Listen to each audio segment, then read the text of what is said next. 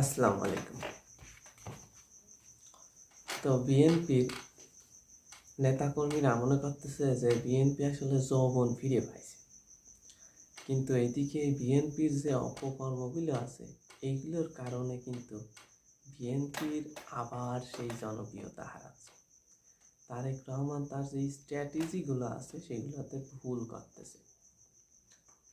কারণ হচ্ছে জিয়াউর রহমান কিন্তু অনেক ভালো একজন মানুষ ছিল, যার ফলশ্রুতিতে দেখা গিয়েছিল যে ওই টাইমে যখন উত্থান পতনের রাজনীতি চলতেছিল সেই টাইমে জিয়াউর রহমানের ফান্ড চেক করা হয়েছিল, দেখা গিয়েছিল যে তার ফান্ড শূন্য।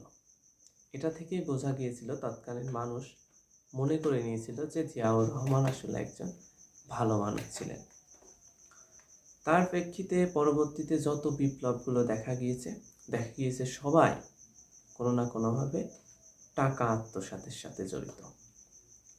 এরই প্রেক্ষিতে পরবর্তী 15 বছর শাসন করে গিয়েছে আমাদের স্বৈরাচার সরকার শেখ হাসিনা।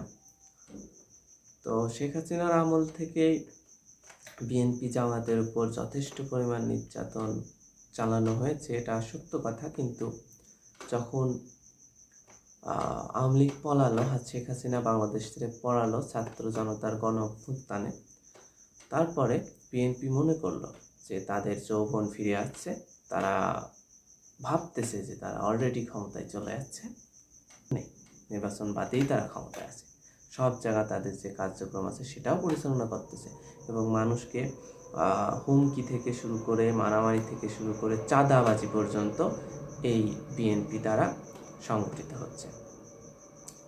ভাই বিএনপি, তোরা আজ 15 বছর ধরে সংগ্রাম করে তো হাসিনাকে নামাতে পারলি না। তো এখন যেহেতু হাসিনা নামছে, তাহলে তোরা শান্ত থাক।